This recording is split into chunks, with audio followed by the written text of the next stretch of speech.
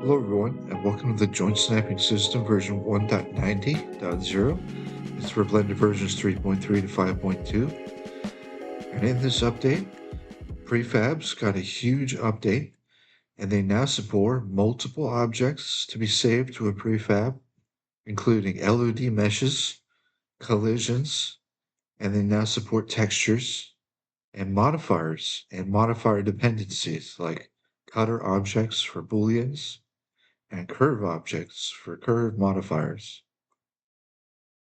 And this is all within one prefab. So here I have a prefab that I've saved, and it's a level design asset that I textured myself. And this is a joint snapping object that you can place, and it works pretty well. You can just place it from the list and snap it together like that.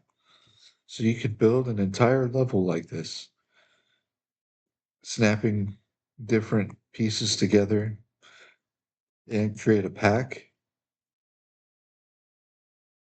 It works really well. So let me show you some examples I have of how this system works. This is a joint snapping object, and it has a dependency, or it has multiple objects in the same prefab. And when you delete the primary, it'll delete all the secondaries as well. Here's an object with a curve. If you change the curve, it affects the mesh. So this is a live modifier, live curve modifier. Here's a Boolean. You can see that the Boolean is live. You can move it around.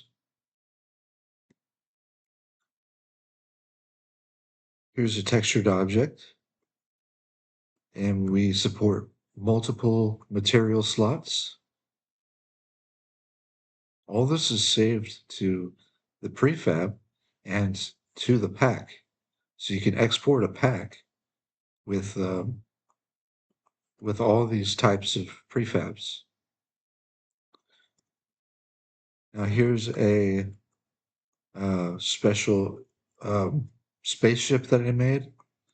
It's pretty simple, but all these pieces are snapping objects. You can snap each of these pieces individually, or you can move the whole thing as a group. And populate tag joints works. It's still working. If you do populate tag joints, set the cascade depth to 3. You could populate the tag joints based on that list.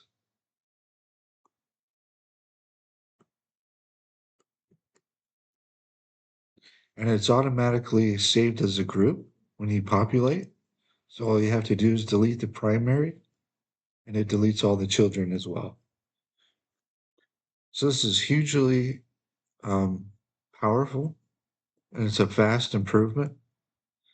Prefabs are now very powerful, and they're no longer just simple objects.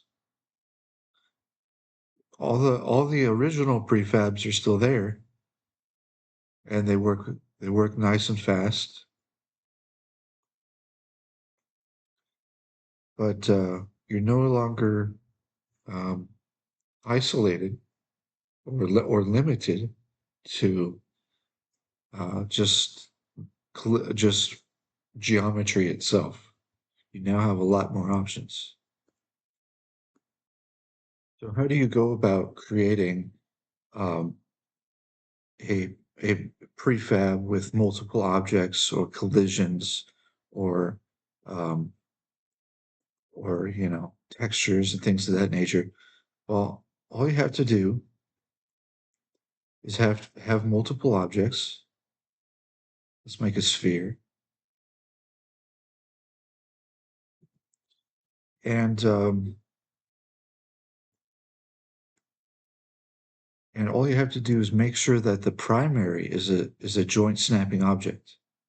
So I added snapping points to the primary, and you can move that around with J. And you just have to select all the objects, make sure that the primary is selected last, and do Shift J and press Create Joint Group. And a new dialog box is going to open. It's going to ask you what you want the vision, what role you want the objects to, the secondary objects to satisfy. So there's visual, collision, and there's LOD. I'll set one to visual and I'll set one to collision. I'll press OK. And you can see that the object that was selected for collision automatically turns into a wireframe mesh.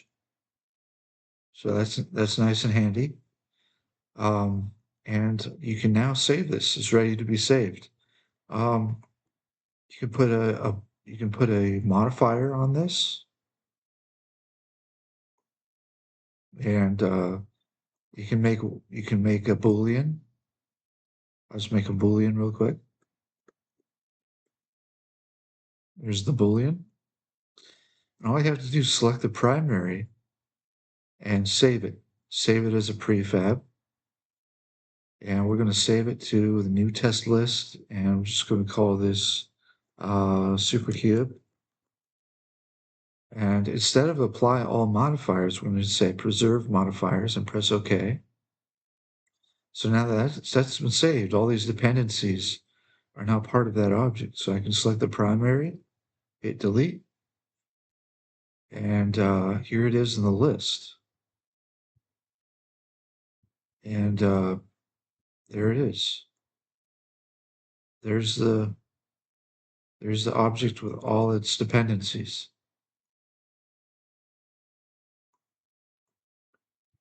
So you can place multiple of these and snap them together.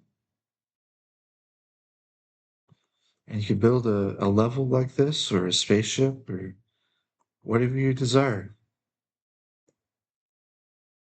So let's say you've built a level with the snapping objects you've created, and you want to export to Unreal Engine.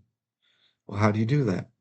All you have to do is select all the pieces, all the primary objects that you want to export, and they're going to export as one mesh.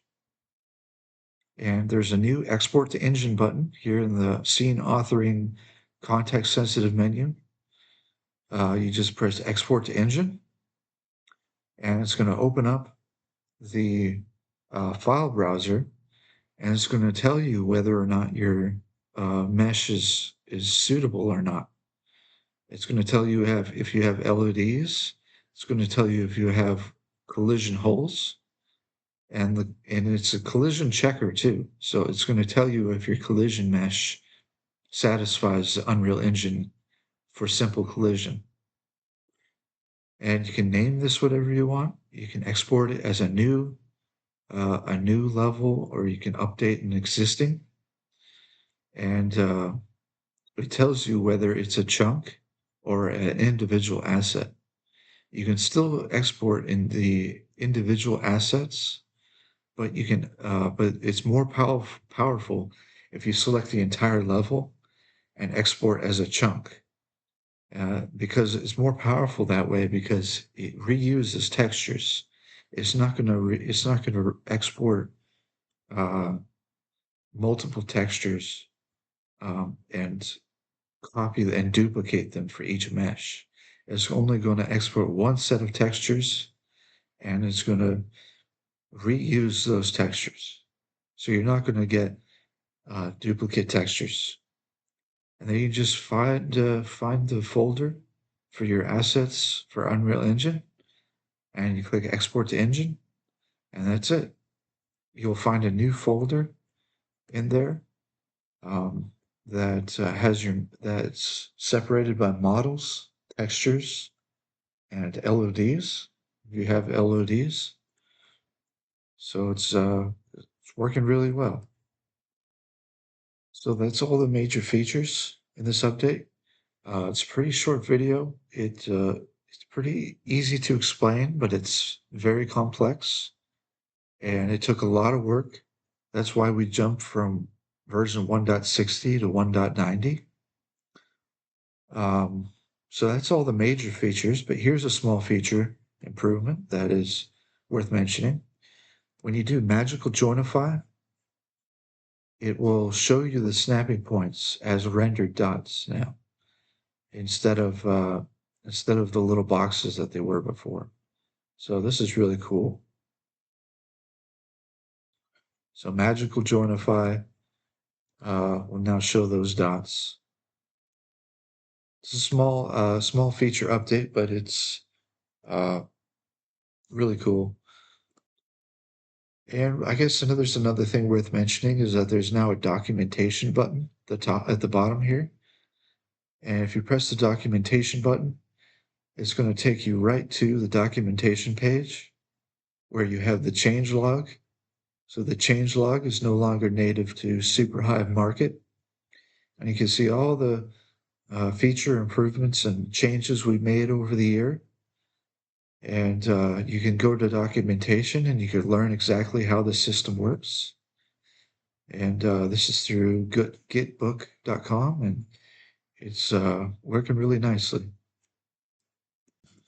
So that's the end of the video. Like I said, it's kind of a short video. It's very easy to show that textures and modifiers and stuff like that are working, but it's a very powerful update. So I hope it piqued your interest. Please like, comment, and subscribe, and thanks for watching.